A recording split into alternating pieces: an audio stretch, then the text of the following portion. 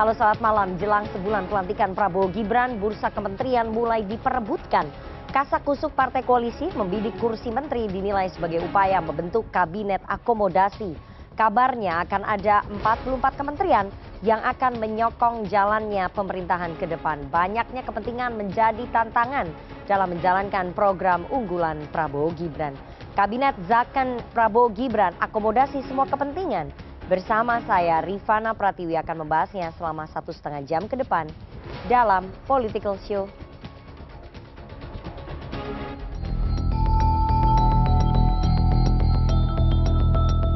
Keberlanjutan itu sangat penting, karena dengan begitu tidak habis sumber daya, tidak habis energinya, hanya untuk berganti arah.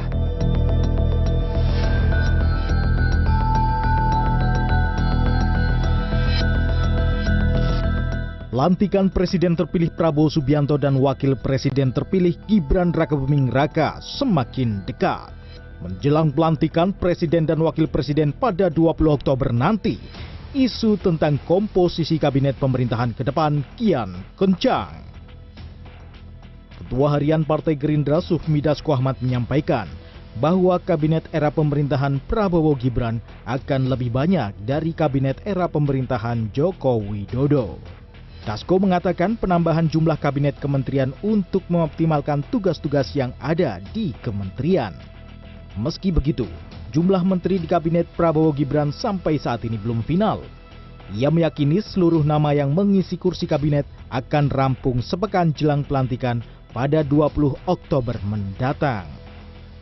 Jadi begini, soal berapa jumlah sampai dengan sekarang masih kita simulasikan bahwa penambahan kementerian itu adalah untuk optimalisasi daripada tugas-tugas kementerian dalam rangka kita itu memenuhi janji kampanye.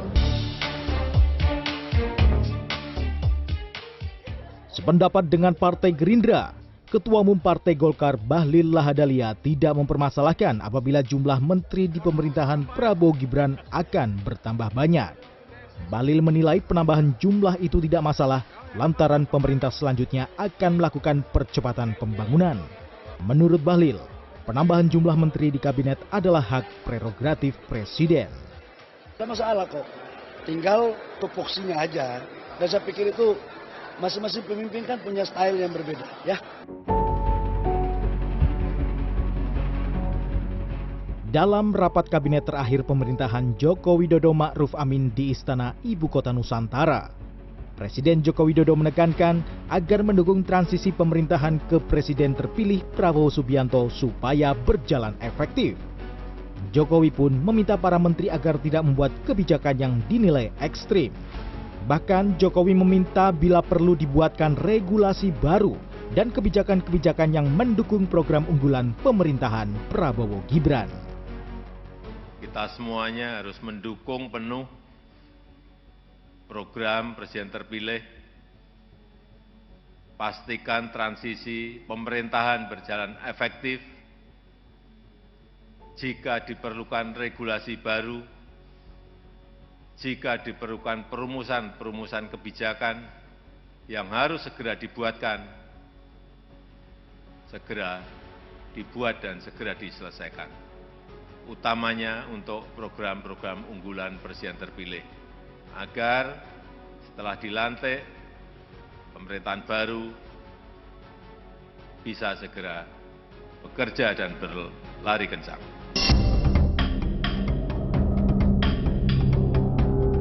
Sebelumnya Badan Legislasi DPR RI sepakat merevisi Undang-Undang Nomor 38 Tahun 2008 tentang Kementerian Negara.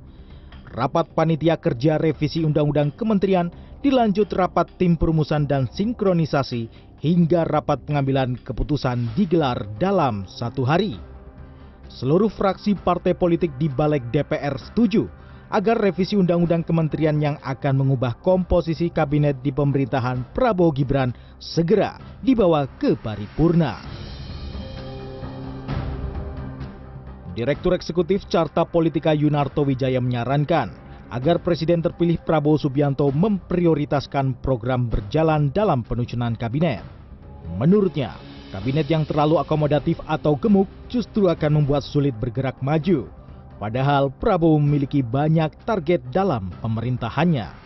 Dari pengalaman ke belakang, walaupun misalnya kita melihat ini adalah sebuah niatan baik dari Prabowo, Presiden terpilih, untuk menampung visi misi programnya dalam bentuk nomenklatur baru, tapi pengalaman dari apa yang diputuskan pada masa SBY dengan Undang-Undang 39 2008 dan pengalaman empiris Jokowi, seharusnya penambahan nomenklatur ini bisa dihindari apabila memang tujuannya ingin bekerja dengan cepat, mengingat target dari pemerintah ini juga sangat besar. Jelang sebulan pemerintahan Prabowo Gibran dilantik, bursa kabinet mulai menggeliat. Revisi Undang-Undang Kementerian Negara membuka jalan bagi Prabowo Gibran menambah jumlah kementerian. Kabinet gemuk Prabowo Gibran disinyalir sebagai upaya menampung kepentingan partai politik pendukungnya. Tim Liputan CNN Indonesia.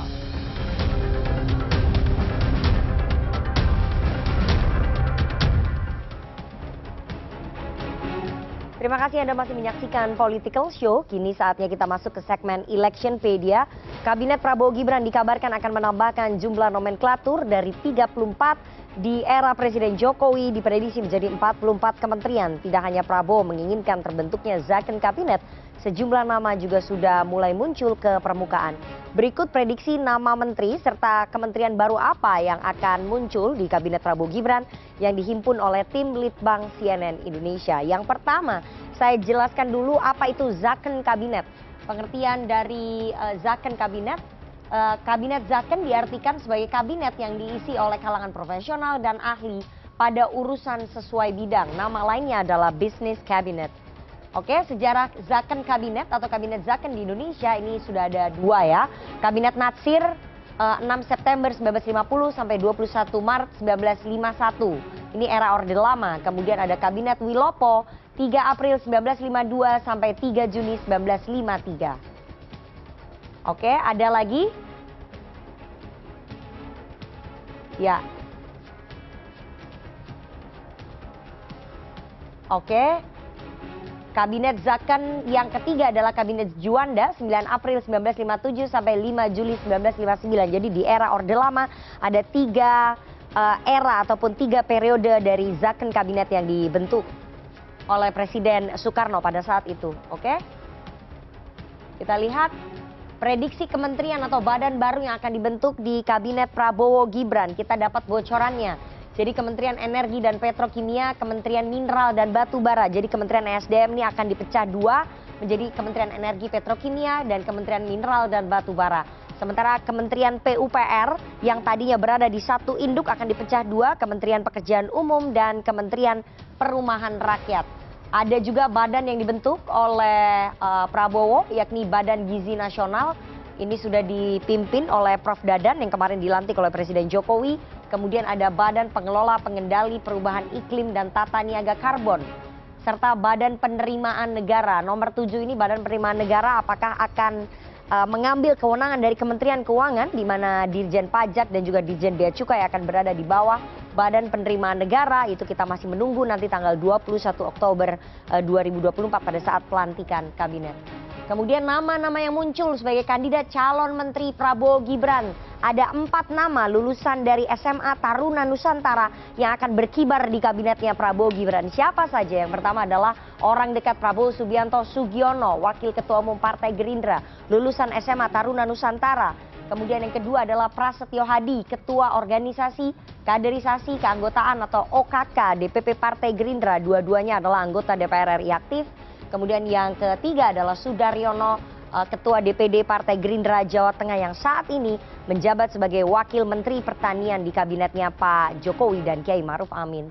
Kemudian ada nama Nusron Wahid, politikus Partai Golkar, dan ada nama Zulkifli Hasan, Ketua Umum PAN yang juga masuk di bursa calon menteri. Ada nama lain?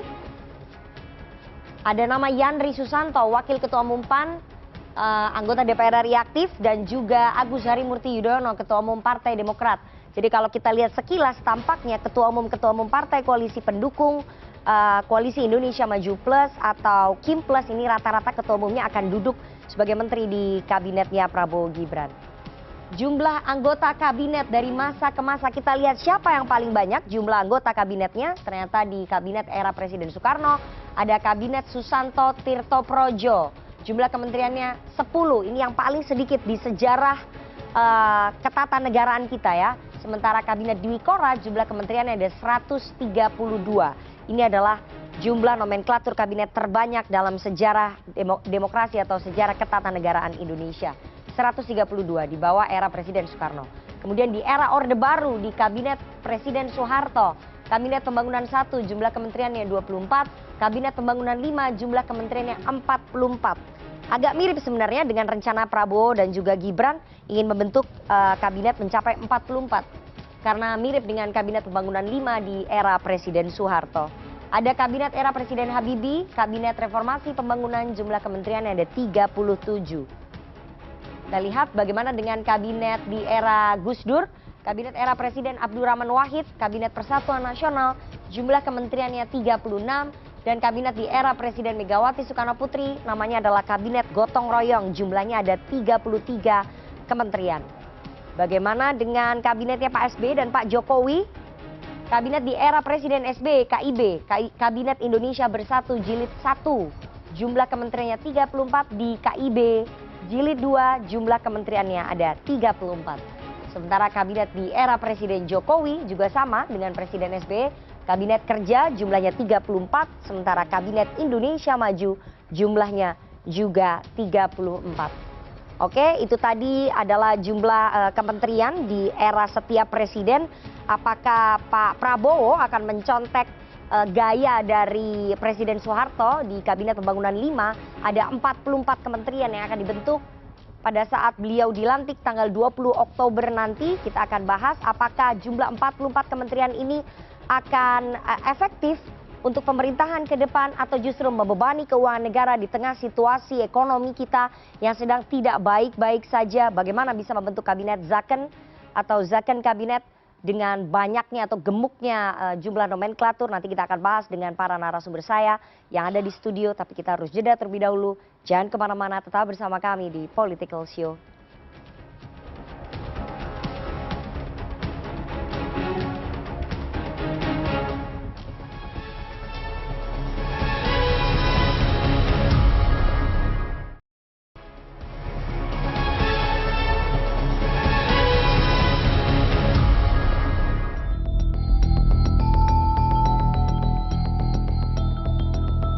Bahwa penambahan kementerian itu adalah untuk optimalisasi daripada tugas-tugas kementerian dalam rangka kita itu memenuhi janji kampanye.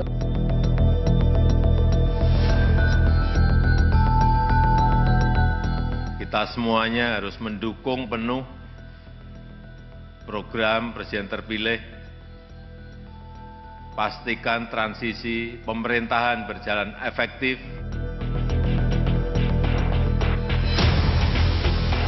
Pengalaman empiris Jokowi, seharusnya penambahan nomenklatur ini bisa dihindari apabila memang tujuannya ingin bekerja dengan cepat, mengingat target dari pemerintah ini juga sangat besar.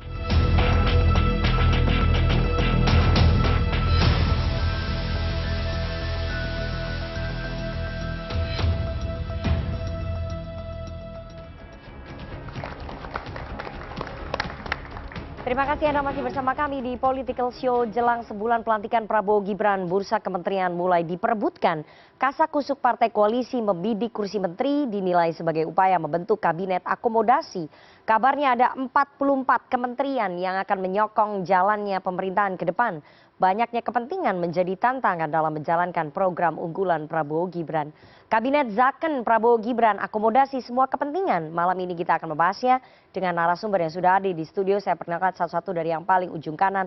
Ada Pak Derajat Wibowo, Ketua Dewan Pakar Partai Amanat Nasional. Selamat malam Pak Derajat. Selamat malam Mbak Nana. Ada juru bicara Pak Prabowo Subianto, Bang Daniel Anjar Simanjuntak. Selamat malam Bang Daniel. Selamat malam Nak, Assalamualaikum. Waalaikumsalam. Ada pakar hukum tata negara Bang Ferry Amsari. Selamat malam Bang Ferry. Malam Mbak Nana. Ada pengamat politik dari Lingkar Madani. Selamat malam Bang Ray Rangkuti. Malam. Dan seperti biasa kita akan mengajak teman-teman muda ataupun teman-teman mahasiswa untuk ikut bersuara di Political Show malam hari ini yang sudah hadir di studio CNN Indonesia secara langsung. Ada Badan Eksekutif Mahasiswa, Fakultas Ilmu Komunikasi Universitas Sahid Jakarta. Tepuk tangan buat teman-teman dari Sahid Jakarta. Terima kasih.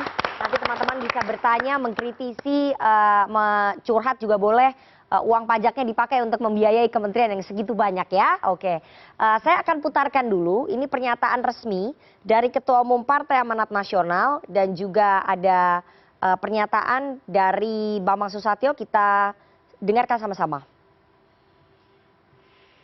Oke, tampaknya ada sedikit trouble di audio, tapi saya akan sampaikan ya pernyataan dari Ketua Umum Partai Amanat Nasional Zulkifli Hasan yang mengatakan bahwa mengakui bahwa jumlah kementerian di Kabinet Prabowo Gibran ini akan berjumlah 44 dan PAN sudah tahu jatah menterinya dapatnya apa aja. Saya mau ke Pak Derajat terlebih dahulu. Pak Derajat, pernyataan Ketua Umum Anda, Ketua Umum PAN Pak Zulkifli Hasan yang membenarkan bahwa jumlah kementerian Pak Prabowo akan bertambah dan bertambahnya kemungkinan di sekitar 44 nomenklaturnya, artinya ini sudah mencapai kesepakatan ya di internal partai koalisi. Ini sudah sepakat semua nih berarti ketua-ketua umum partai koalisi. Begini, yang bertemu kan para ketua umum parpol ya. Jadi kalau yang layer kedua seperti saya, para waketum, itu kita nggak ikut bertemu. Tapi kan pasti dikasih tahu dong sama ketua umumnya. Ya, masa ketua umumnya nggak ngasih tahu ya ke bawah? kita kan diberitahu. Jadi yang saya mengikuti apa yang sudah disampaikan Bang Zul itu aja. Berarti benar ya? Ya, saya mengikuti yang disampaikan Bang Zul. Benar tidaknya kan saya bukan saksi langsung. Nggak tahu dia saksi langsung nggak dia. Oke, tapi kan pernyataan Bang Zul itu tidak mungkin disampaikan kalau tidak ada kesepakatan antara ketua umum partai koalisi dengan Pak Prabowo. Iya, pasti ada itu. pembicaraan, tapi kan politik itu kan dinamis. Bisa saja hal itu benar pada saat waktu tertentu, bisa saja nanti berubah, kita tunggu saja. Tapi saya rasa kalau Bang Zul sudah menyampaikan kan tentu ada dasarnya. Oke, baik. Saya mau ke Bang Daniel. Bang Daniel, diakui oleh Zulkifli Hasan, Ketua Umum PAN dan juga oleh Wakil Ketua Umum Partai Golkar Pak Bambang Susatyo bahwa kemungkinan jumlah nomenklatur kementeriannya Pak Prabowo dan juga Mas Gibran berjumlah 44. Pertanyaan saya, pertimbangannya apa? Membentuk kabinet yang jumlahnya sampai 44. Ini mirip loh dengan eranya Pak Soeharto di Kabinet Pembangunan 5. Jumlahnya juga 44. Ini terinspirasi dari Pak Harto. Terkait dengan jumlah sampai dengan detik ini belum ada informasi yang valid yang disampaikan oleh Pak Prabowo kepada kita. Jadi masih sangat dinamis, banyak hal bisa berubah dan diubah. Kenapa begitu? Karena memang Pak Prabowo kan saat ini masih fokus salah satunya menderifikasi program-program beliau dalam bentuk institusional kementerian. Misalnya salah satu yang sudah pasti ya tentu yang ada di visi misi ya, misalnya Badan Penerimaan Negara itu sudah pasti. Kemudian Badan Gizi Nasional itu sudah pasti. Yang selebihnya apakah nanti ada badan baru atau kementerian baru yang dipecah menjadi 2 atau menjadi 3 bahkan mungkin, atau ada juga yang kementerian yang disatukan. Terkait dengan jumlah sampai dengan detik ini masih sangat dinamis. Yang jelas Pak Prabowo upaya maksimalnya adalah bagaimana semua program semua janji politik beliau itu bisa address dalam bentuk kementerian, kemudian bisa diakselerasi programnya ketika pemerintahan beliau. Itu fokusnya. Oke, tapi kan ketika Anda mengatakan bahwa belum ada pembicaraan dari Pak Prabowo begitu ya ke internal Gerindra, tapi dari mana kemudian Pak Zulkifli Hasan dan juga Pak Bambang Susatyo, kita dengarkan deh, udah bisa diputar nih ya pernyataan dari Pak Zulkifli Hasan, Ketua Umum PAN. Jadi kita dengarkan sama-sama clear ini. Kelakar nih rame banget dari Pak Bamsud nyebut ada pertambahan menteri dari 34 jadi 44. Nah ini sebetulnya udah dikomunikasi juga, Pan mendengar hal yang sama nggak sih? Jumlah pastinya berapa belum, tapi penambahan ya. Ada penambahan, tapi 44 bener katanya. Ya mungkin sekitar itu. Ya. Ini katanya kan jatah Pan ada 5 kursi. Wah itu sudah presiden lah, itu hak prerogatif Bapak Presiden ya. Oke, itu tadi pernyataan dari Ketua Umum PAN. Mungkin sekitar itu, mungkin sekitar 44, tapi artinya mendekati 44. Jadi begini, jadi tampaknya ada tafsiran terlalu jauh dari teman-teman media. Kan Bang Zul ditanya dengan pernyataannya Bamsud. Jadi Bang Zul yang bisa dikonfirmasikan oleh beliau adalah akan ada penambahan. Betul. Soal jumlahnya kan yang ngomong 44 teman media. Tapi kan dijawab oleh Ketua Umum Anda mungkin sekitar itu. 44 kan bisa 40, bisa 41, 42, 43, 44, bahkan lebih dari 44. Sekitar itu tuh ditambah 1, 2, 3, atau 10.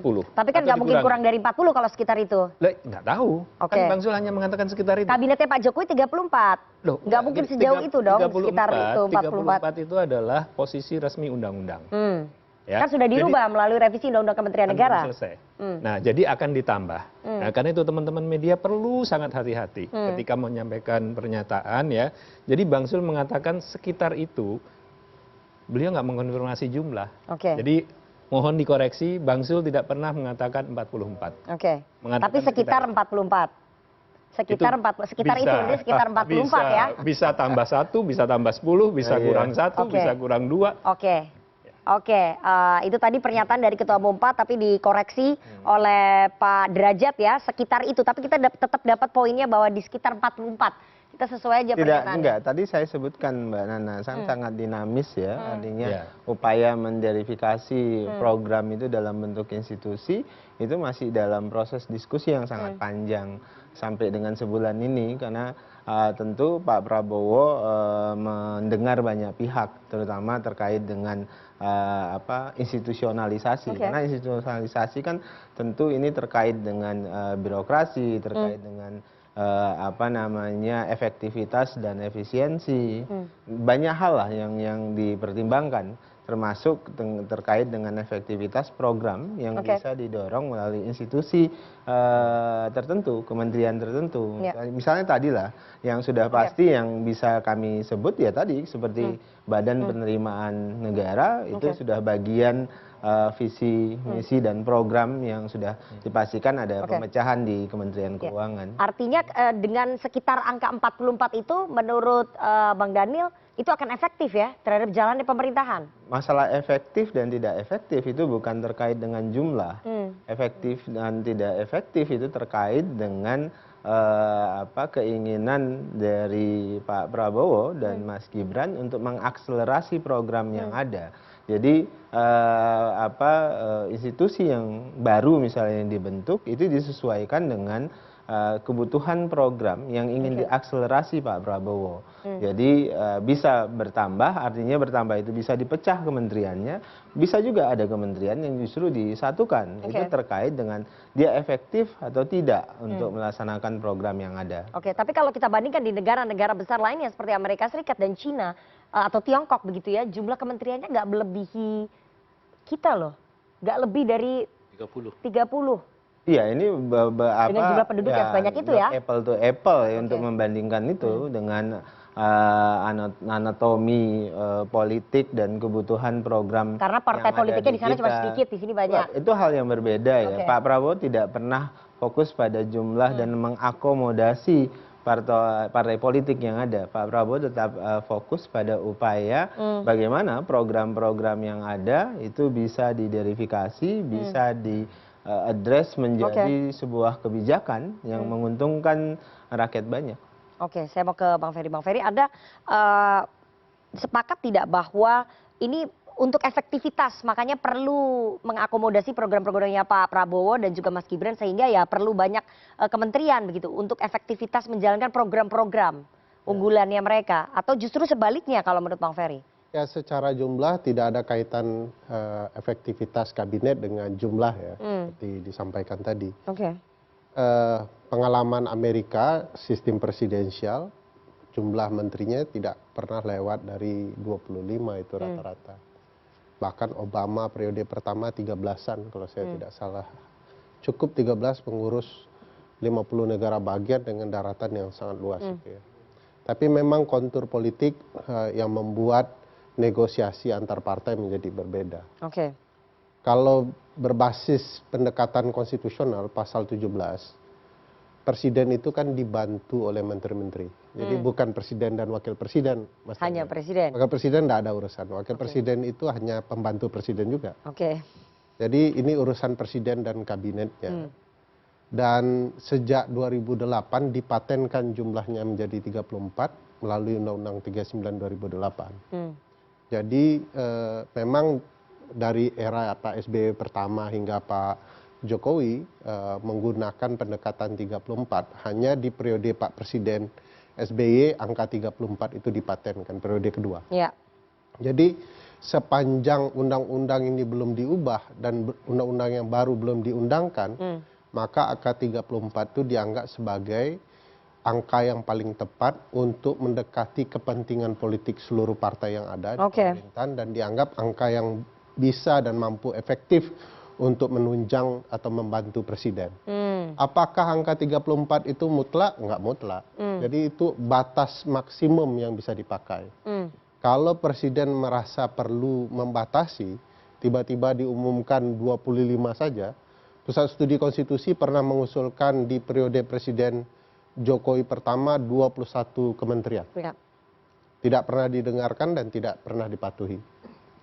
Hal yang sama juga pernah kita umumkan ketika periode kedua disampaikan melalui konferensi hukum tata negara untuk membentuk hanya 26 kementerian. Itu gambaran untuk membangun efektivitas ruang-ruang kepentingan publik yang umum yang akan diolah dan dikelola oleh kementerian yang perlu disatukan agar tidak tabrakan di lapangan. Jadi justru kalau diperbanyak itu akan menimbulkan tabrakan menimbulkan tabrakan karena peraturan berbeda-beda, nanti ada birokrasi semakin berbeda, birokrasi yang rumit, sehingga perlu disederhanakan untuk menolong presiden. Dan saya melihat bahwa presiden terpilih Pak Prabowo dalam tabiat laku politiknya kan tidak bisa disandera oleh kepentingan koalisi partai mestinya. Dan tabiat itu yang harus dipertahankan dalam kementerian. Bahwa yang dipilih adalah orang-orang yang terbaik yang akan membantunya bekerja. Bukan ditawan oleh kepentingan koalisi partai yang terus bertambah. Yang mungkin saja punya banyak kepentingan. Saya pikir ya ini gambaran pentingnya presiden yang diikuti atau koalisi yang diikuti oleh presiden. Saat ini posisinya dengan 44 kementerian. Kalau 44 ya berarti presiden dipaksa oleh kepentingan koalisi untuk mengikuti maunya partai-partai. Dan saya yakin kalau sudah lewat dari batas yang seharusnya dalam batas wajar nalar ketatanegaraan, ya berarti presiden sedang ditawan dan menurut saya tidak dibutuhkan angka sebesar itu. Bahkan kalau disebut zaken ya tidak bisa. Kalau kita lihat zaken yang tadi diumumkan oleh Mbak Nana, sebenarnya itu kan konsep parlementer ya. Baik Natsir, Wilopo, dan lain-lain itu adalah model sistem pemerintahan parlementer. Di mana anggota parlemen menjadi anggota kabinet juga. Nah ini kan sistem presidensial. Presiden merasa paling efektif kalau cukup Mas Daniel dan Prof Derajat di kabinet 2 orang, selesai urusan seluruh negara dan republik ini ya 2 orang. Tapi bagaimana cara mengukurnya adalah kebutuhan presiden, efektivitas penyelenggaraan pemerintahan. Kalau lebih dari batas kewajaran dalam mengelola negara, yang mau dikelola sekitar 15 kementerian, tetapi dipecah jadi 30 ya bisa, dipecah jadi 45 ya bisa, dipecah jadi 100 kabinet seperti dulu juga bisa. Jadi maunya adalah mau presiden dan sebaiknya presiden tidak dalam tekanan partai-partai koalisi. Oke, saya ke Bang Daniel. Bang Daniel justru terjadi tabrakan kalau misalnya itu diperbanyak, harusnya lebih disederhanakan lagi. Iya, ini kan sejak awal memang Pak Prabowo menyebutkan bahwasannya beliau ingin fokus mengakselerasi programnya. Salah satu programnya yang utama ya tentu melanjutkan program-program baik dari Pak Jokowi. Saya sering menyebutkan ini istilahnya adalah akumulatif advantage. Jadi upaya Pak Prabowo untuk mengakumulasikan kemajuan-kemajuan yang pernah dilakukan oleh Pak Jokowi di satu sisi, di sisi lain juga pernah dilakukan Pak SBY misalnya, Bu Megawati dan seterusnya diakumulasikan menjadi program keberlanjutan dari Pak Prabowo. Dan keberlanjutan itu maknanya adalah memperbaiki juga kemudian menyempurnakan. Nah tentu penyempurnaan itu dibutuhkan beberapa edisional program salah satunya makan bergizi. Ya. Kan udah ada Kementerian PMK. Lembaga baru udah ada yang PMK. fokus di situ. Berbeda PMK dengan dengan lembaga atau badan teknis itu jauh berbeda. Termasuk Kemendikbud kan juga berbeda selama ini tugas-tugasnya, dan ini akan fokus pada upaya-upaya menambah dan melayani gizi anak-anak kita. Tapi kemudian, bahwa birokrasi itu akan saling bertubrukan, ya, itu tambah rumit, ya, itu betul. nggak dipikirkan Kalau Bang itu Daniel? dipikirkan dengan detail oleh Pak Prabowo dan tim kecil, kita paham betul ketika high expenditure, ketika tingginya belanja negara, maka ada potensi korupsi yang tinggi. Oleh sebab itulah kemudian Pak Prabowo komit ya untuk mendesain proses pengawasan dan sebagainya. Nah, bagaimana agar birokrasi itu punya komitmen untuk mendorong praktek anti korupsi. Itulah kenapa juga Pak Prabowo sejak awal wanti-wanti. Anda perhatikan dalam pidato belakangan yang disampaikan Pak Prabowo itu selalu bicara tentang bagaimana mendorong pemerintahan yang bersih dan anti korupsi. Dan itu adalah salah satu upaya Pak Prabowo untuk meminimalisir trade off dari besarnya birokrasi, supaya kemudian praktek anti korupsi itu kemudian tidak terjadi. Apa yang disampaikan Pak Prabowo baik ya. Meminta, menghimbau supaya tidak ada praktik-praktik. Bukan meminta, memerintahkan. Memerintahkan. Tapi yang terjadi di kabinetnya Pak Jokowi itu banyak sekali loh menterinya yang terkena kasus korupsi. Nah, itulah tadi kenapa saya sebutkan ini adalah agenda keberlanjutan, memperbaiki dan menyempurnakan apa yang tidak advantage di era Pak Jokowi, maka tidak diulangi, kira-kira begitu. Baik, Pak Derajat, tadi dikatakan bahwa harusnya presiden itu tidak tersandra ataupun tertawan dari kepentingan politik dari partai-partai koalisi. Harusnya partai koalisi yang mengikuti presiden, bukan sebaliknya. Setuju. Tapi pada kenyataannya partai Anda kan ngirim 5 nama, minta 5 jatah. Dari mana? Dari mana? Tadi kan ditanya sama Pak Zul. Enggak, yang ditanya dan Pak Zul nggak menjawab. Jadi itu kan yang ngomong kan teman-teman wartawan. Jadi begini, tolong apa yang terjadi di dalam proses politik itu jauh berbeda dengan apa yang berkembang di luar. Ketika Mas Bamsud mengatakan 44, ya kita enak aja, presidennya Pak Prabowo kok bukan Bamsud. Jadi jauh berbeda. Nama-nama yang muncul segala macam itu percayalah jauh berbeda. Dan saya sebagai ekonom, saya lebih senang itu kabinet yang ramping. Tapi kita juga harus ingat ya, di Amerika kabinetnya ramping, udah Ferry. Cuma dia juga punya badan-badan yang banyak, walaupun tidak masuk dalam kabinet, tapi powernya sama. DNI, Director of National Intelligence, ya, FBI, powernya sangat besar. Jadi di spread ke tempat lain yang tidak masuk dalam kabinet. Salah satu tantangan yang besar dihadapi Pak Prabowo ke depan itu adalah birokrasi. Birokrasi kita sudah terlalu gemuk dan sudah kontraproduktif. Kalau ditambah bukannya tambah gemuk lagi? Enggak, gemuk itu bukan karena jumlah kementeriannya. Apa? Dalam satu kementerian bisa saja cuma satu kementerian tapi gemuknya minta ampun. Jadi harus dipisah? Bukan, harus ada debirokratisasi. Harus ada perampingan birokrasi, harus ada diregulasi. Perizinan-perizinan yang kebanyakan itu harus banyak dipangkas. Karena disitulah sumbernya. Jadi para birokrat politisi bisa korupsi karena ada kewenangan. Kewenangannya ditambah. Kalau ada yang bisa dipersusah, kenapa dipermudah? Ini yang harus kita pangkas. Dan saya memang bukan orang Gerindra. Saya kenal Pak Prabowo 2004. 2014 saya sebagai waketumnya Bang Hatta yang mendeklarasikan waktu itu Prabowo Hatta. Saya punya harapan Pak Prabowo nanti akan membuat terobosan. Terobosan di bidang birokrasi, terobosan di bidang perizinan, terobosan di bidang ekonomi. Sehingga program-program Pak Prabowo yang besar ini itu bisa kita wujudkan. Jadi saya sangat sepakat dengan zakan kabinet ya. Tentu kewenangannya sepenuhnya di tangan Pak Prabowo. Silahkan Pak Prabowo nanti akan memutuskan.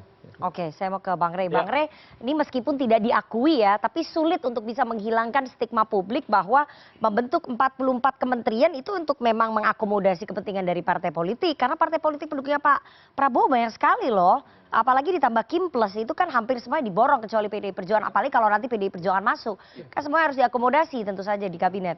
Itu salah satunya cara menghindarkan kalau partai-partai ini nggak minta banyak jatah kursinya. Jadi partai-partainya karena minta banyak, partai-partainya juga minta banyak ya. Jangan minta 5 lah, tapi minta 1. Ya, mungkin nggak tapi partai-partai itu minta 1? Aku nggak percaya. Oke. Nggak pernah minta 5, Rey. Iya. Tapi kalau dikasih 1 nggak mungkin mau dong. Saya mengandaikan. Oke. Janganlah minta 5, tapi cukup minta 1. Kalau penting nggak perlu dapat kan. Nah itu membuktikan bahwa dukungan kepada Pak Prabowo itu bukanlah pada persoalan dapat nggak dapat jatah kursi, tetapi ya karena memang setuju dengan program-programnya kan. Tapi kan nggak ada makan siang yang gratis di politik. Nah itu dia. Oleh karena kalau maksud saya kan saya mau mengatakan ini kan semangat Pak Derajat itu tadi udah benar. Bagaimana memproporsionalkan, dalam bahasa yang lain menzakenkan kabinet ini. Kan sebetulnya Pak Derajat itu kayak kita ini, bukan kayak seorang politisi yang ingin banyak-banyak kabinet kan. Gitu ya. Nah itu bisa terjadi kalau dimulai dari partai-partai politiknya. Jadi harus kembali ya? Iya, partai politiknya jangan minta banyak, mintalah sedikit. Kalau nggak bisa 1, 0 pun nggak apa-apa Pak Prabowo. Misalnya begitu loh, jadi mintanya 1, jangan langsung 5 misalnya begitu ya kan. Kalau targetnya 5 kan setidaknya dapat 3. Kalau targetnya, kalau ngomongnya 8, setidaknya dapat 6 kan. Nah itu kan cara di Indonesia itu kan begitu kan. Dahirkan dulu untuk dapat yang batas minimalnya. Batas minimalnya kalau dia katakan 5 ya dapat dia setidaknya ngincarnya 3 kursi kabinet kan. Gitu. Kalau dia ngomong 8, setidaknya dia ngomong ngincar ke 5 atau 6 kursi kabinet gitu. Nah itu harus ada di situnya juga. Sehingga apa yang diimpikan tadi oleh Mas Derajat itu menurut saya bisa tercapai. Sebab sudah pastilah kalau Anda menambah kursi kabinet itu makin ruwet. Dan implikasinya kepada Pak Prabowo bayangan saya adalah ujung-ujungnya Pak Prabowo hanya konsentrasi untuk katakanlah mengengineer, mengawasi, kalau katakan 44 ya 44 anggota kabinet ini.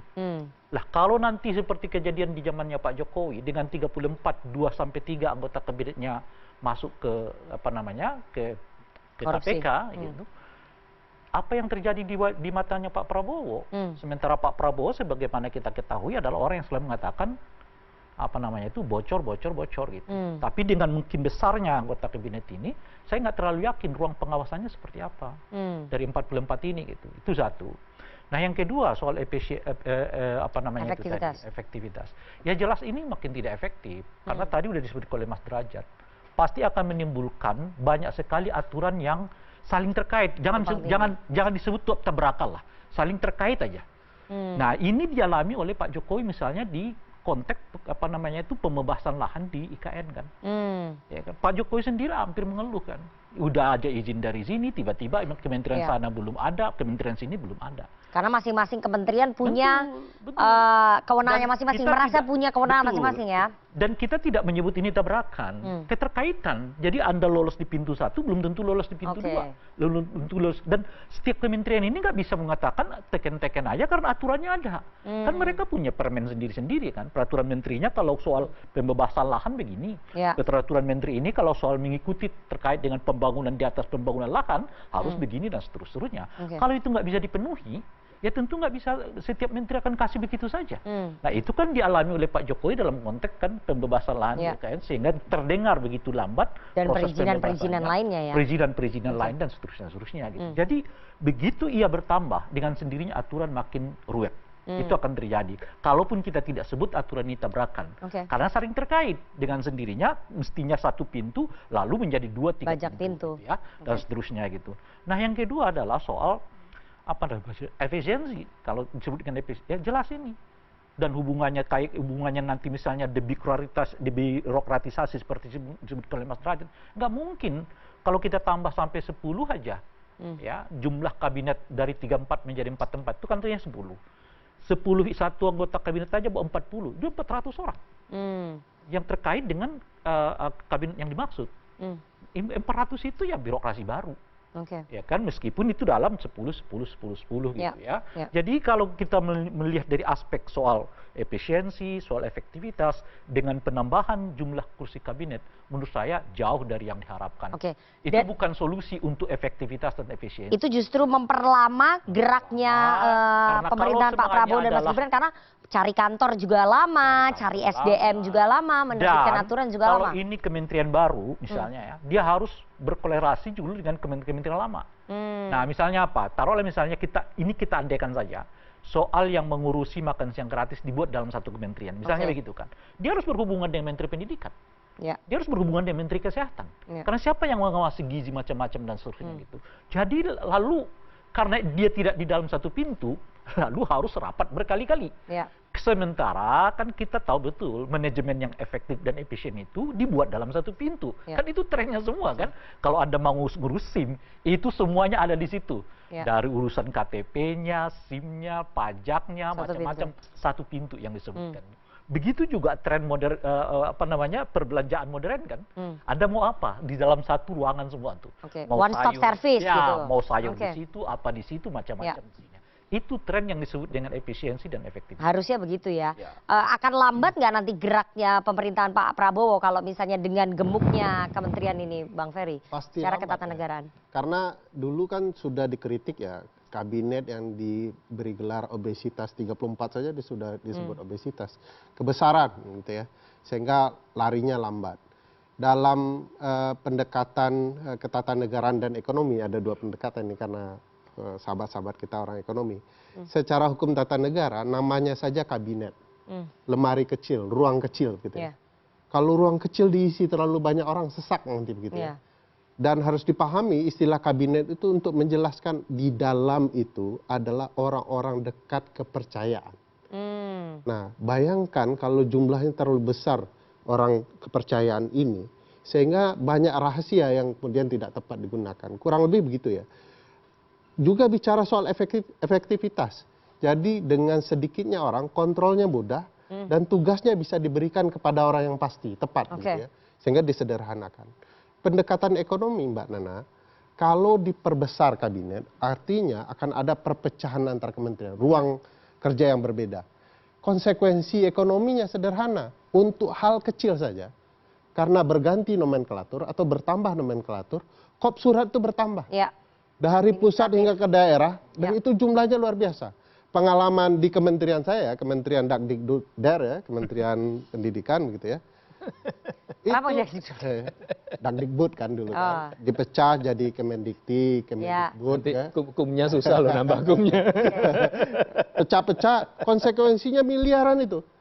Kop surat diganti dari pusat ke daerah, itu ganti, dan itu miliaran anggaran. Bayangkan kalau ada kementerian dipecah, nomenklatur, ganti baju, ganti plang nama dan segala macam, miliaran di setiap. Uang pajak rakyat digunakan untuk uang itu. Uang pajak rakyat jadi tidak efektif. Jadi ini bicara efektivitas, tidak efektif jadinya. Dan tambahannya, struktur pemerintah daerah itu mengikuti struktur kementerian.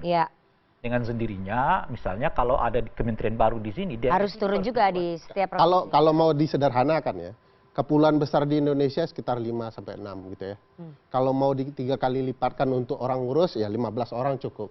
Kalau bicara tugas dan kewenangan pemerintah pusat, 6. Kalau mau dikali lipatkan, 18 orang cukup. Jadi sepanjang orang-orang yang punya kapasitas, soal ekonomi cukup derajat. Soal pendekatan kehumasan, komunikasi cukup Daniel. Ngapain ditambah 3? West Wing-nya istana itu ada 3 bahkan 4 sekarang. Untuk apa nih 4 orang ini? Kalau sebenarnya bisa dikerjakan oleh 1 orang. Yang ada nanti saut-sautan beda-beda semua. Beda-beda lagi. Gimana Bang Daniel itu tadi? Silakan Anda respon. Bantahan-bantahannya. Pembengkakan anggaran, uang pajak rakyat dipakai untuk perubahan administratif. Kritik itu semuanya kita dengar ya dan dipelajari oleh Pak Prabowo dengan seksama. Nah, yang perlu dipahami adalah cara kerja yang ingin diakselerasi Pak Prabowo itu adalah banyaknya tim yang menjalankan agenda-agenda yang sudah disiapkan Pak Prabowo sejak awal. Jadi sebutlah begini ya, ketika ada pemecahan kementerian atau penunjukan kementerian baru, itu tidak selalu bermakna ada penambahan orang di institusi itu. Misal pemecahannya itu tinggal dipecahkan saja jumlah orang. Jadi diambil dari kementerian di itu. Kementerian Lah kalau itu. membentuk kementerian Tambah baru? gini, yang harus Anda pahami juga adalah selama ini anatomi, struktur birokrasi kita, terutama SDM-nya itu banyak sekali yang tidak efektif. Artinya mereka banyak yang menganggur dalam tanda kutip.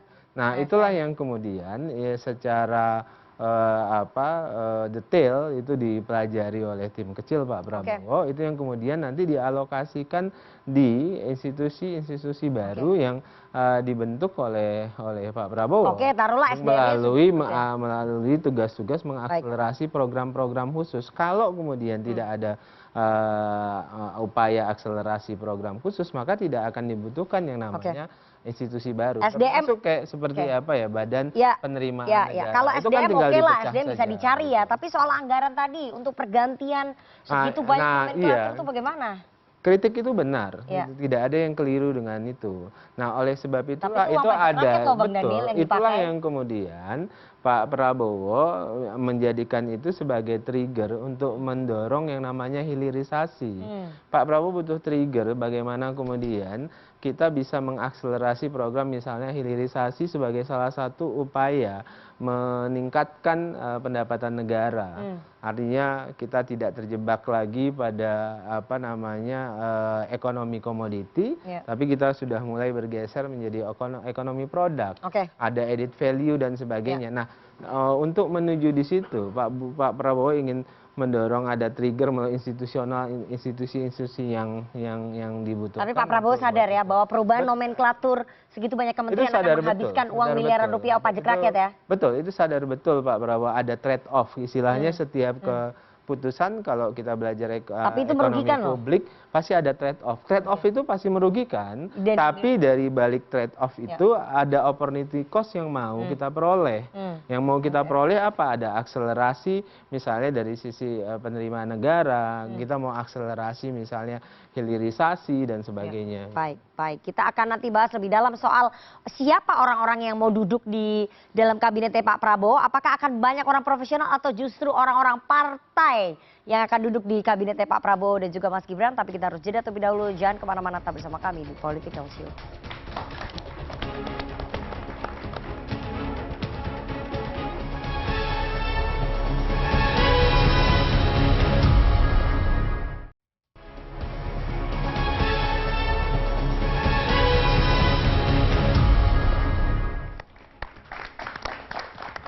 Terima kasih Anda masih bersama kami di Political Show dan kita akan lanjutkan perbincangan kita dengan para narasumber. Tapi sebelumnya saya akan putarkan dulu pernyataan dari Sekjen Partai Gerindra Ahmad Muzani soal zakon kabinet Prabowo Gibran yang akan dibentuk. Prabowo ingin ini adalah sebuah pemerintahan zakon kabinet di mana yang duduk adalah orang-orang yang ahli di bidangnya meskipun yang bersangkutan berasal atau diusulkan dari partai politik. Sehingga tidak kehilangan relevansinya di jabatan yang diduduki karena yang bersangkutan memiliki keahlian dari jabatan yang disandang. Oke, itu tadi pernyataan dari Sekjen Partai Gerindra Ahmad Muzani. Mas Bang Daniel, saya agak bingung ya dengan zakon kabinet tapi diisi orang profesional dalam ilmu ketatanegaraan ataupun ilmu komunikasi politik yang namanya zakon kabinet itu diisi oleh orang profesional yang tidak memiliki afiliasi dengan partai politik. Gimana nih konsepnya terjemahan yang dimaksud oleh Pak Muzani. Tapi zakon profesionalisme yang dimaksud itu adalah ya kapasitas dan kompetensi. Berarti nggak bisa disebut zakon dong. Terlepas dari manapun asalnya. Misal Mas Derajat, beliau orang partai politik, orang PAN, tapi kemudian kan punya kapasitas terkait dengan ekonomi, misalnya ekonomi makro atau finance dan sebagainya. Dan di partai banyak sekali orang-orang ahli seperti itu, di Gerindra banyak sekali ahli keuangan, banyak sekali ahli hukum, banyak sekali ahli pendidikan dan sebagainya.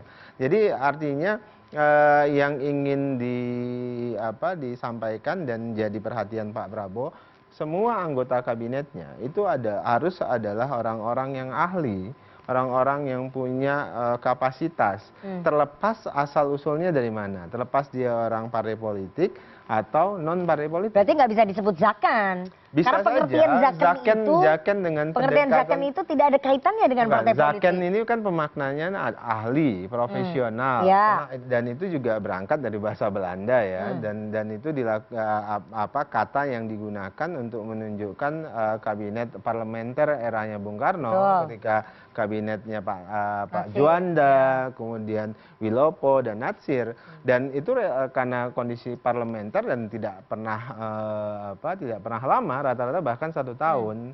Nah, dalam konteks zaken presidensial pada saat ini tentu yang dimaksud adalah asal usulnya dari manapun tidak ada masalah.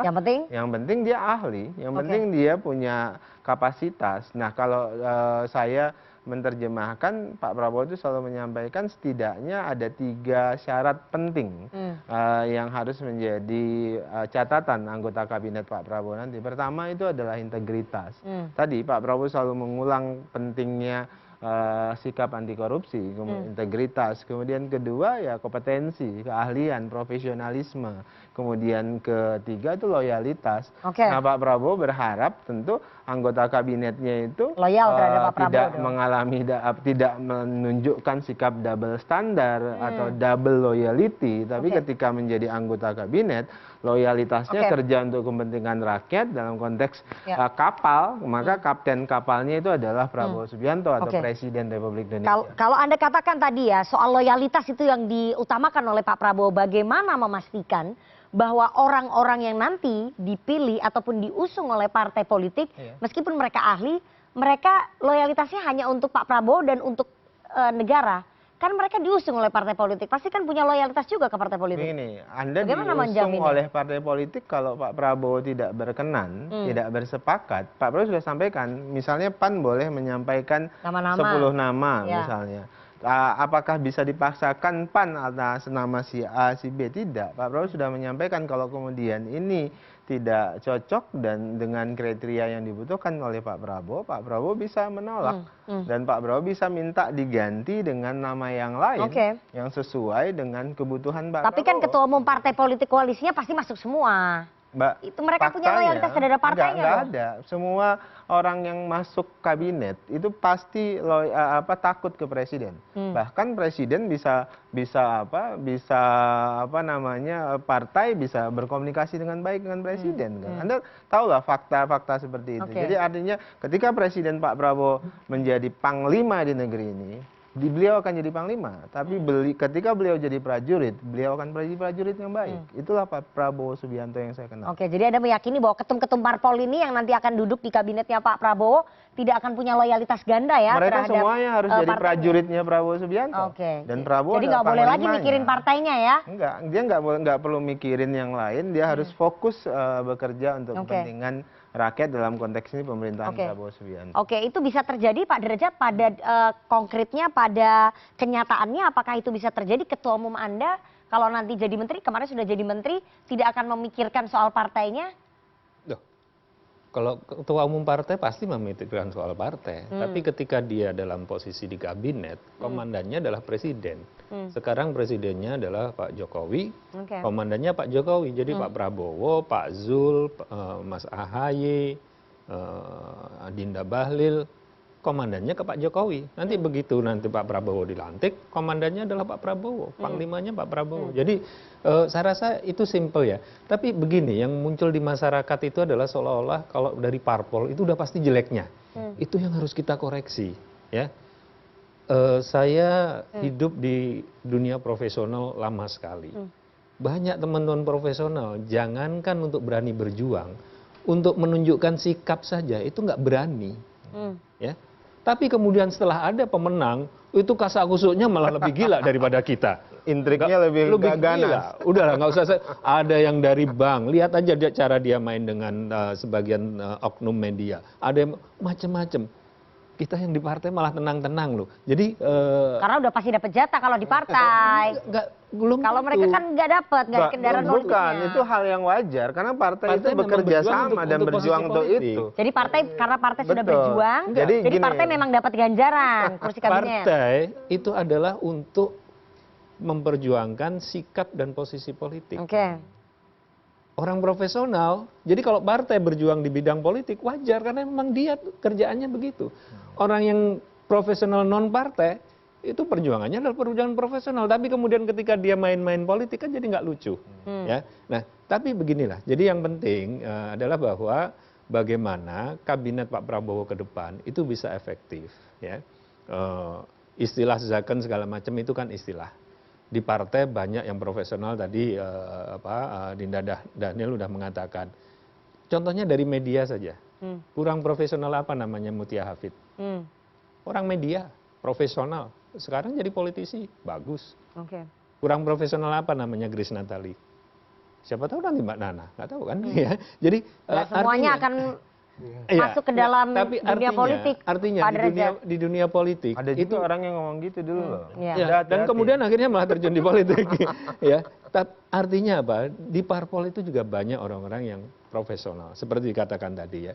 Cuma sekarang, ketika kemudian dia mendapatkan tugas publik, itu adalah ketika saya mendapatkan tugas publik, negara jadi nomor satu, bukan partai yang nomor satu. Ketika negara dan partai konflik, negara ditempatkan nomor satu. Nah, disitulah yang kita butuhkan. Jadi sikap korek siapapun yang akan ditugaskan. Soal jumlah, saya rasa Pak Prabowo juga nggak bisa bebas menaikkan jumlahnya. Kenapa? Beliau akan dibatasi oleh ruang fiskal. Kalau ruang fiskalnya nggak tersedia, kalau saya malah lebih senang jumlahnya kecil, tapi Pak Prabowo memperkuat West Wing-nya tadi disebutkan. West Wing-nya itu diperkuat sehingga nanti akan ada fungsi koordinasi, fungsi pengawasan yang betul-betul efektif. Seperti yang dilakukan. Makanya tapi kalau misalnya Pak Derajat pengen ramping, partainya jangan minta banyak-banyak juga. Lah, yang bilang partai saya minta banyak siapa? Nanti kita tunggu ya 21 Oktober. Kalau partai Anda dapat 5, berarti memang partai Anda minta 5. Ada nggak satu yang akurat mengatakan PAN pernah mengatakan, silakan ada Daniel ya. Mengatakan Pak Prabowo kami minta 5, kalau enggak kami akan bla bla bla. Enggak ada. Pak Zul itu selalu kita serahkan kepada Pak Prabowo. Pak Prabowo sendiri yang di dalam acara PAN mengatakan, PAN kalau misalkan X nanti akan saya tambah. Ya kita sih ditambah alhamdulillah gitu loh. Jadi tapi artinya ada yang sempat berdoa lah untuk kursi kabinet. Iya. Ada loh yang sempat berdoa. Semoga PAN bertambah ya. Jadi menurut saya itu suara hati langsung. Tapi kalau parpol memang berjuang untuk posisi politik ya itu wajar. Betul. Jadi semua orang kalau mau duduk di kabinet harus lewat parpol gitu ya. Lah idealnya begitu. Kalau saya begini, loh. Nggak harus. Yang idealnya perjuangan politik, jabatan politik itu dipilih melalui ya jalan politik begitu. Jadi jangan kemudian yang terjadi kan belakangan ini ada banyak free rider ya. Penumpang gelap segala macam. Kok saya jadi ini pendukung dari lama nggak dapat apa-apa, yang baru-baru free rider itu udah dapat. Bukan itu. Kok jadi ke situ. Maksud saya free rider itu adalah orang yang di politik. Dia memang berjuang untuk politik. Saya memutuskan keluar sebagai ASN, masuk ke partai politik karena perjuangan saya politik untuk suara yang luar besar. Nah jangan sampai begini loh, organisasi yang bukan organisasi politik, perjuangannya tidak politik, misalnya agama, kemudian misalnya profesi, tapi mainannya ini maksudnya politik. Apa? Relawan sama ormas. Bukan. Yang sekarang lagi berebut. Itu yang menurut saya berbahaya. Akhirnya nanti orang untuk tujuan politik itu jadi bergerak di ormas atau bergerak di profesi dan sebagainya. Itu yang berbahaya. Kita udah bertukar-tukar nih tujuan kita, rusak semua sistem. Jadi saya pikir pendekatan yang kita pahami semua adalah kabinet ini kan hak tunggalnya presiden, prerogatif. Artinya cerita usulan dari partai, usulan dari ormas, usulan dari siapapun relawan, itu sebenarnya tidak perlu didengarkan bahkan direspon oleh presiden terpilih. Presiden yang merasakan kebutuhannya apa. Jadi menurut pemahaman ketatanegaraan bahwa jumlah yang ramping seperti yang dijelaskan Pak Derajat tadi itu akan membantu Presiden bekerja secara efektif. Tapi kan Pak Prabowo demokratis, ngajak ngomong ketum-ketum parpolnya. Ya, oleh karena itu kebutuhan partai itu disimpan saja di saku kiri. Yang perlu dikeluarkan adalah yang di saku kanan, yaitu saku kebutuhan Presiden. Nah, selama ini seringkali partai kan bermain ya. Bilang ya kita serahkan kepada Presiden terpilih. Itu di depan. Tetapi seluruh surat tuh jalan begitu ya. Nah, ini yang sebenarnya komposisi kebutuhan politik sama kebutuhan pemerintahan itu berbeda. Saya lebih tepat menyebutkan kabinet ini soal layanan kepada publik. Jadi bukan soal bagaimana partai atau bukan orang partai. Apa yang dibutuhkan Presiden? Kalau memang ada orang partai yang layak dan mumpuni, ya masukkan orang partai. Tapi kalau belum ada orang partai, demi kelancaran kabinet Presiden, jangan dipaksakan juga. Nah, ini yang penting ada jatahnya. Pokoknya Golkar sebagai partai sekian-sekian harus begini. PAN jumlahnya harus begini. Yang lain juga harus begini. Kita kalau dapat bocoran namanya semua petinggi partai ini yang masuk kayaknya. Ini yang disebut pemaksaan secara tidak langsung kepada Presiden. Nah, di sini pula bukti Presiden terpilih Prabowo Subianto menunjukkan kepada publik tidak satu pun kepentingan koalisi politik bisa mendikte dirinya. Dia harus tunjukkan bagaimana gambaran jumlah dan kerja-kerja kabinet bisa memperlihatkan bahwa kabinetnya ke depan akan efektif. Ingat, dalam tradisi sistem presidensial 100 hari akan menjadi patokan bahwa kerja kabinet betul-betul mumpuni atau tidak. Di sini bagi Presiden yang terpilih menurut saya akan mengarah ke sana. Saya dari hari mengumumkan sampai 100 hari akan menunjukkan bahwa kerjanya betul-betul untuk layanan publik. Oke, Bang Rey, Anda lihat bahwa orang-orang yang tadi diklaim oleh Bang Daniel ya akan mengisi zakon kabinet ini orang-orang profesional, orang-orang ahli. Ini bisa tidak melepaskan diri dari kepentingan partai politik yang mengusungnya? Kayaknya agak sulit ya untuk percaya itu. Yang kemarin-kemarin aja jadi bancakan semua. Dari kasus Bansos, kasus Kementerian KKP, itu kan semuanya untuk kepentingan partai juga.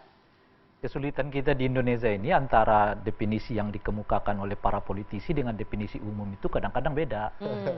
Gitu. Jadi misalnya ketika diwacanakan zakon kabinet, yang kita pahami tadi seperti yang Anda sebutkan kan, dia profesional, dia ahli dan sebisa mungkin jauh dari partai politik kan. Itu yang kita pahami dengan zakon kabinet.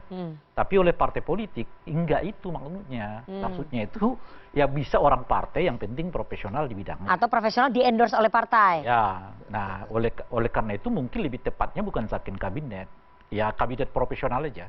Nah, kabinet profesional artinya kabinetnya ahli bidangnya masing-masing yang boleh dari mana saja pun berangkat.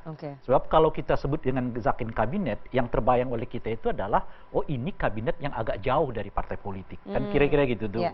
Di luar tentu yang sudah baku dia profesional, dia ahli di bidang dan seterusnya gitu. Nah itu yang pertama. Tapi menarik melihat mengapa Pak Buzani tadi mengungkapkan kata zakon itu gitu. Lepas dari soal apa sih yang dibayangkan dengan kata zakon itu, saya kira ini semacam ingatan kepada partai-partai koalisi bahwa agar mereka nanti dalam konteks untuk mengirim nama-nama jangan kadernya semua kabinet, gitu. Bukan, tapi harus memang berdasarkan pada pertama tentu kebutuhan, yang kedua pada orang yang dibutuhkan pada tempat yang sesungguhnya gitu. Jadi jangan sampai dikirim karena ya elit partai politik nggak memiliki keahlian apapun misalnya ya, lalu dikirim jadi calon anggota kabinet. Karena itu akan merepotkan Pak Prabowo sendiri. Ini akan ditempatkan di mana kan kira-kira gitu tuh ya. Nah itu mungkin semacam ingatan yang diberikan oleh Pak Muzani yang boleh jadi itu juga disampaikan oleh Pak Prabowo. Itu sinyal berarti ya ke partai-partai. Supaya partai-partai janganlah karena dia mentang-mentang sekjen, wasekjen, ketum, waketum macam-macam lalu dikirim nama-namanya menjadi calon anggota kabinet gitu ya. Padahal ketika diseleksi misalnya nih Menteri Agama udah ada yang lebih ahli misalnya kan, Menteri Sosial ada yang lebih Menteri Komunikasi ada yang lebih, jadi repot dengan sendirinya gitu. Sehingga mau tidak mau apa yang disebutkan dengan kabinet zakon atau lebih tepatnya sebagai kabinet profesional tadi sebetulnya nggak tercapai karena pada ujungnya ya orang-orang ini masuk dengan berbagai sumber, dengan pengetahuan yang berbeda ditempatkan yang nggak sesuai dengan sebetulnya pengetahuan mereka masing-masing gitu ya. Ya akibatnya yang terjadi apa ya? Kita harus membuat definisi baru yang disebut dengan Zakon Kabinet itu profesional. Kabinet profesional di Indonesia itu adalah ya bisa compang-camping mana-mana, yang penting diletakkan di tempat ya di ahlinya. Karena bukan di ahlinya ya mungkin kan ditempatkan dan seterusnya. Kalau tadi ada katakan. Nah oleh karena itu menurut saya tantangan terberat dari Pak Prabowo ini lagi-lagi adalah bagaimana beliau menciptakan kabinet yang Zakon itu dituruti oleh partai-partai politik yang lain gitu. Sebab definisi ahli menurut partai itu juga beda. Nah, kita bisa mengatakan kan sekarang kita menemukannya misalnya si A dicalonkan sebagai Menteri Agama dari background yang sebetulnya kita belum lihat nih bahwa dia punya ada pergulatan lah di dunia ini. Ya tinggal dikait-kaitkan saja, oh dia mantan anggota ini, mantan organisasi itu dan seterusnya gitu. Nah, oleh karena itu menurut saya Zakon Kabinet yang diungkapkan oleh Pak Muzani tadi selain sebagai ingatan, tapi lebih tepat menurut saya semacam utopia saja itu. Agak sulit. Pak Jokowi yang kita tahu sekalipun dari awal. Pada saat itu 50-50 ya, selalu 50% profesional, 50% parpol. Tidak akan menambah jumlah kabinet, tidak akan memberi kursi kepada wamen macam-macam. Akhirnya juga menambah. Jebol semua. Itu kira. Jadi karena kabinet bagaimana? para buzzer juga ya? Kabinet para buzzer karena ada relawan yang kalau nggak diangkat menjadi sesuatu akan membubarkan diri macam-macam dan seterusnya itu gitu. Pada akhirnya Pak Jokowi ujung-ujungnya harus bernegosiasi dengan partai dan saya kira kurang lebih hal yang sama dialami oleh Pak Prabowo. Indikasi menaikkan jumlah kabinet dari 34 ke 44 itu indikasi sebetulnya Pak Prabowo belum memiliki kekuatan yang cukup untuk menghadapi teman-teman koalisinya gitu. Saya ke Pak Derajat. Pak Derajat, ini tuh semacam sinyal ya ke partai-partai. Harusnya tahu diri juga ketika mengirimkan nama-nama gitu. Jangan mentang-mentang ini elit partai semuanya kemudian dikirim gitu. Ya gimana itu yang dikirim dari partai Anda? Kalau kita lihat namanya semua elit itu yang dikirim. Enggak, kita belum ngirim kok. Jadi apa namanya? Bocoran yang didapat oleh media. Nah, itu bocoran yang salah. Jangan lupa loh, narasumber kadang-kadang mengecoh media loh. Ini saya kasih satu trik, kadang-kadang itu ngasih bocoran yang salah supaya gue kerjain lo gitu kan. Jadi tapi ginilah, saya sepakat kalau apa namanya kekuasaan nanti ada di tangan presiden. Presiden punya keterbatasan fiskal. Punya keterbatasan lagi visi misi yang harus beliau capai. Nah, yang pernah saya sampaikan di dalam diskusi internal kami di Dewan Pakar itu adalah kita perkuat West Wing-nya presiden. Ya, di West Wing itu kan non kabinet, tapi di situ fungsi-fungsi pengendalian, fungsi-fungsi koordinasi, monitoring segala macam bisa dijalankan oleh presiden. Presiden punya apa namanya tim yang bisa langsung ketika misalkan tadi perizinan IKN di sini sudah jalan, di sini belum jalan, sini diberesin, jangan nggak usah langsung merepotin presiden, diberesin oleh West Wing. Tapi KSP nggak berhasil juga. Saya tidak bisa berkomentar, kami bagian dari koalisinya Pak Jokowi soal itu. Tapi Pak Jokowi dan Pak Prabowo kan punya manajemen style yang berbeda. Ya. Pak Prabowo memimpin parpol cukup lama. Beliau tahu bagaimana mengendalikan orang partai. Pak Jokowi nggak pernah memimpin partai, tapi beliau tahu bagaimana berkomunikasi, berkoordinasi. Nah, stylenya akan berbeda, kita tunggu saja. Kita beri kesempatan Pak Prabowo untuk menunjukkan leadership style beliau. Ya, feeling saya sih, karena saya melihat beliau itu sebagai tipe komandan tempur, feeling saya itu nanti akan ada fungsi kontrol yang akan efektif sehingga ketika terjadi tabrakan tadi itu langsung diberesin, dibabat. Saya setuju Mas Derajat. Itulah pertanyaannya. Mengapa sih harus menambah jumlah kabinet? Tidak cukupkah menambah badan-badan yang kita sebutkan tadi? Misalnya gitu. Itu kan baru wacana. Sekarang sedang dibahas ya. Yang ditambah itu kan jumlah maksimalnya. Kebetulan saya dulu Pansus RUU Kementerian. Ya waktu itu saya relatif kalah karena saya pengen lebih kecil lagi. Waktu di RUU Pansus saya lebih kecil lagi, tapi kemudian komprominya ya kita kalau di partai politik kan kita harus kompromi. Ya. Komprominya 34. Mungkin nanti jumlahnya maksimalnya akan ditambah berapapun dibebaskan, tapi realitasnya setelah Pak Prabowo mendengarkan berbagai masukan bisa saja beliau memberikan lebih kecil, saya nggak tahu. Ya itu kan soal lain. Menurut saya perubahan aturan dari 34 ke 44 itu juga masalah. Nah bahwa kemudian Pak Prabowo apakah akan mengambil 34, 44 atau malah 32 itu hal lain, itu menurut saya. Sebab dengan 34 aja menurut kita udah gede banget tuh, udah besar banget. Ya, di dalam... Tapi kalau maksudnya tadi tuh misalnya akomodasi partai lah oke misalnya, nambahin aja badan-badan macam-macam dan seterusnya. Gini, di dalam Undang-Undang Kementerian Negara itu ada kementerian-kementerian yang memang wajib ada. Iya. Ada kementerian ada yang kelompok 1, ada kelompok 2, ada kelompok 3. Nah, saya rasa itu adalah lebih untuk memberikan fleksibilitas kepada beliau. Ketika nanti Pak Prabowo sudah mengerucutkan bagaimana hasilnya, kita lihat saja nanti. Mbak, jadi aku potong sedikit. Silakan. Nomenklatur yang wajib ada itu yang disebutkan di Undang-Undang Dasar. Lebih dari itu, nomenklaturnya bisa diatur oleh Presiden untuk kebebasan Presiden. Ada yang sudah dipastikan, ada yang bisa dirubah. Ya, artinya kebutuhannya bisa ditentukan, lebih sempit sebenarnya. Pertanyaan besar kita, kenapa kebutuhan yang ada di tangan Presiden tunggal, kok kemudian ada rencana undang-undang ini ditambah? Motifnya apa? Tentu ada motif penambahan. Nah ini yang tidak disetujui oleh publik. Agar kerja beliau betul-betul mumpuni, jangan kemudian disandera oleh pembentuk undang-undang dengan membuka ruang lebar-lebar. Karena sebenarnya waktu zaman Pak Derajat mengubah itu di era Pak SBY menuju periode kedua, saya ingat betul bahwa publik ingin turun karena waktu itu jumlah kementerian ingin didorong lebih banyak oleh para partai, tapi Presiden waktu itu tidak mau tersandera, nah ingin lebih kecil saja. Nah, tapi karena sudah pakai 34, negosiasinya ya tetap 34. Padahal ingin jauh sebenarnya. Jadi sekali lagi, jangan Presiden mau disandera oleh partai-partai. Ini juga menunjukkan kelas Pak Prabowo di titik awal. Dan kalau dibuka lebar, saya yakin mana sih partai yang tidak mau kursi kekuasaan di kementerian kan? Dan saya setuju, ada kementerian yang perlu disederhanakan, ada West Wing yang perlu disederhanakan. Dan ini belum selesai Mbak Nana. Ada Mensesnek, ada KSP, ada Sekretaris Kabinet, sekarang ada yang baru komunikasi Presiden. Nah ini bertambah-tambah tidak efektif. Ada lagi utusan khusus Presiden, itu setingkat menteri. Iya, padahal cukup satu pintu saja selesai urusan gitu ya. Karena pasti orang-orang dekat Presiden di istana itu punya cabangnya, tetapi komandannya satu. Nah ini yang tidak terbiasa partai kita, menerima jatah sedikit gitu.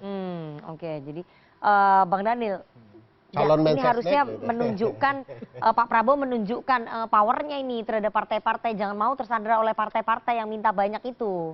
Kan partai-partai nggak ada yang mau dapat sedikit. Sejak kapan Anda meragukan Pak Prabowo tidak akan mampu menunjukkan powernya? Atau jangan-jangan nggak ada mungkin, atau jangan-jangan sekarang ditampung aja dulu, tahun depan reshuffle kita kurang-kurangin gitu, bisa juga ya. Itu kan prejudice-nya. Yang jelas. Jadi happy dulu sama Pak Prabowo. Ini kan momentum pembuktian nanti setelah tanggal 20 Oktober tentu. Nah pada momentum ini tentu Pak Prabowo membuka diri untuk mendengarkan apapun aspirasi yang disampaikan, dan proses menuju institusionalisasi jumlah kabinet berapa nanti dan sebagainya itu masih dalam prosesnya. Jadi yang jelas Pak Prabowo dalam posisi bagaimana caranya agar 5 tahun ke depan beliau bisa akseleratif, itu intinya. Baik. Kita nanti akan tanya ke teman-teman mahasiswa bagaimana tanggapan mereka dengan rumor jumlah kementerian Pak Prabowo mencapai 44 dan berpotensi menyedot anggaran negara yang berasal dari duit pajak rakyat. Tapi kita harus jeda terlebih dahulu, jangan kemana-mana bersama kami di Political Show.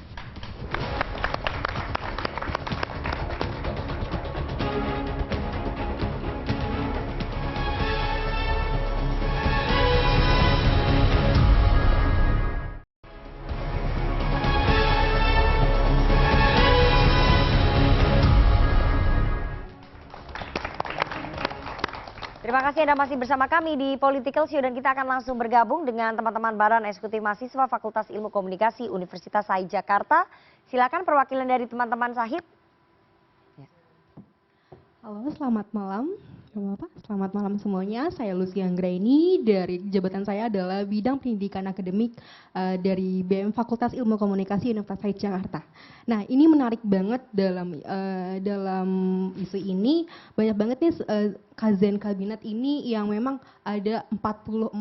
Nah, bagaimana nih dalam pembentukan kajian kabinet ini, Zaken kabinet ini bisa mempengaruhi dampak dari memperkecil dari kementerian-kementerian yang sudah ada, dan bagaimana kita sebagai masyarakat nih untuk mempercayai adanya Zaken kabinet ini dengan adanya isu-isu kemarin yang banyak sekali dengan adanya korupsi, atau bahkan dalam 44 ini, dalam isu ini saya setuju dengan adanya perlunya ada satu pintu yang memang bisa dipercaya.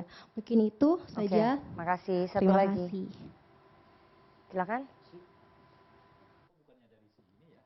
Oke, silakan. Halo, selamat malam semuanya, Bapak Ibu.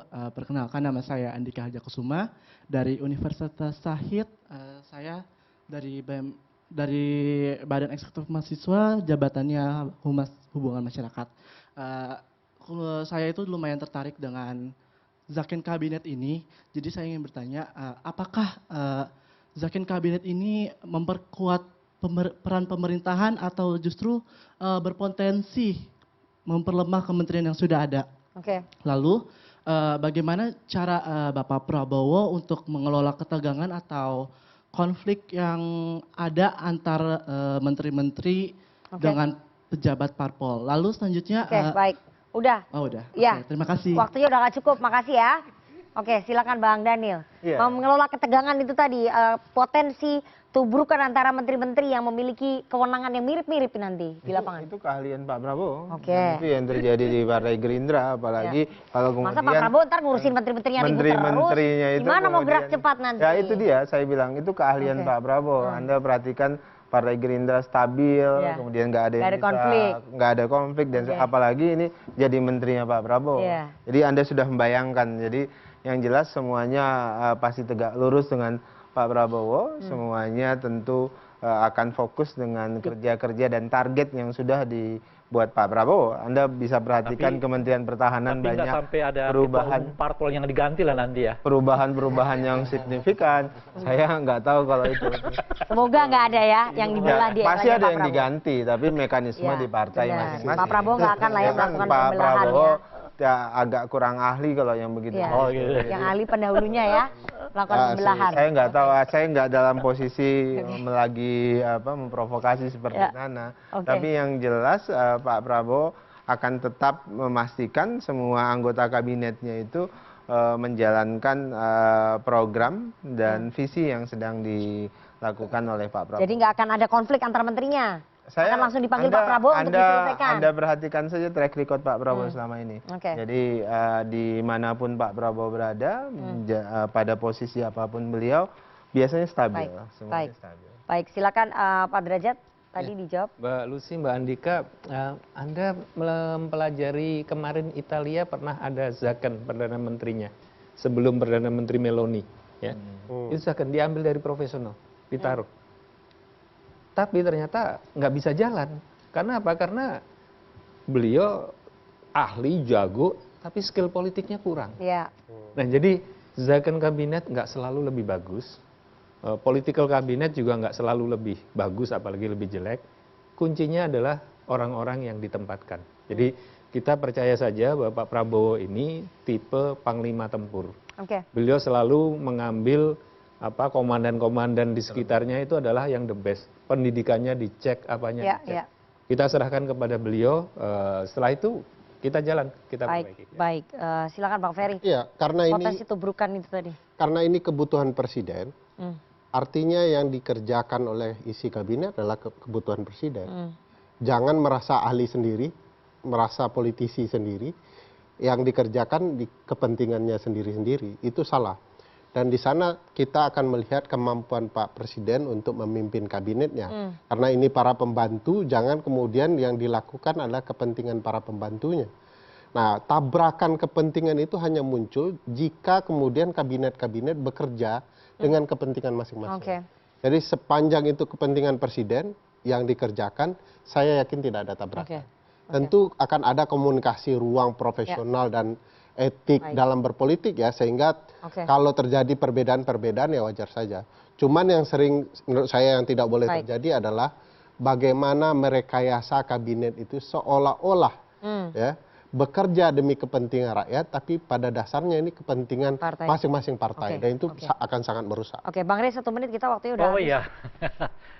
Apakah Pak Prabowo sedang menjadi petempur dalam menghadapi koalisi ini? Saya malah agak ragu beliau ini sebagai petempur. Pertama, apakah benar keinginan 44 ini berdasarkan perhitungan Pak Prabowo atau karena desakan dari koalisi-koalisi? Itu dulu kan. Nah, kalau dilihat dari janji-janji Pak Prabowo sebelumnya kan nggak pernah terbayangkan oleh kita bahwa beliau akan menambah jumlah kabinet. Sebab yang selalu beliau katakan itu adalah jangan bocor, jangan bocor. Kalau menambah jumlah kabinet, makin meluas pengawasan, itu yang saya sebut tadi justru ini akan memperlemah kinerja Pak Prabowo karena akan sibuk mengorganisir 44 anggota kabinet. Lalu itu pertama. Nah yang kedua, dengan sendirinya akan ada alokasi yang diutamakan. Kalau sebelumnya misalnya sudah ada makan siang agak benturan tuh dengan IKN, munculnya penambahan 10 anggota kabinet, mungkin IKN-nya dengan sendirinya akan dikeluarkan gitu ya. Nah yang ketiga, apakah Pak Prabowo juga adalah seorang petempur? Saya juga nggak terlalu yakin. Penggunaan kata Zaken ini juga sebetulnya menggambarkan hal itu gitu. Nah yang keempat, dengan menarik semua partai politik, hampir loh ya, tinggal satu partai politik yang kita nggak dengar sekarang tapi mau ketemu juga kan gitu ya. Nah itu juga menunjukkan kepada kita sebetulnya Pak Prabowo bukan jiwa petempur, dia itu jiwa harmoni. Jadi ingin merangkum semua hal dalam satu barisan gitu. Sayang semua dalam satu barisan. Justru itu kelemahan menurut saya.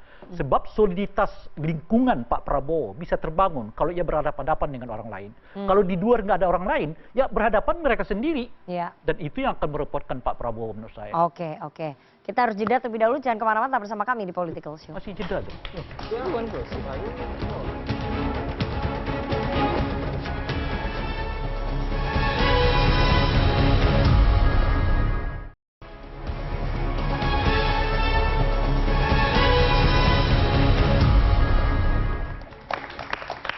Itu tadi perbincangan kita selama 1,5 jam ke belakang tentang kabinet Zaken, Prabowo Gibran demi mengakomodasi semua kepentingan. Kita akan tunggu nanti wajah kabinet dari Prabowo Gibran untuk 5 tahun ke depan seperti apa pada tanggal 20 Oktober dan juga 21 Oktober 2024 karena nanti Pak Prabowo dan juga Mas Gibran akan dilantik dan langsung mengumumkan susunan kabinetnya selama 5 tahun ke depan. Kita akan lihat apakah akan diisi oleh kalangan profesional seperti yang tadi diharapkan oleh Pak Derajat ataupun ramping, kita belum tahu, atau justru Pak Prabowo tersandra oleh kepentingan ataupun desakan dari partai-partai koalisi seperti yang disampaikan oleh Bang Rey, dan apakah akan efektif seperti optimismenya Bang Daniel atau justru akan memperlambat gerak pemerintahan Pak Prabowo Gibran seperti katanya Bang Ferry. Nanti kita akan tunggu 1 bulan ke depan wajah kabinet Prabowo Gibran akan seperti apa. Sekali lagi masukan bahwa pajak rakyat akan digunakan untuk membiayai jumlah nomenklatur kementerian yang segitu banyak itu harus sangat-sangat dipertimbangkan oleh Pak Prabowo dan juga Mas Gibran.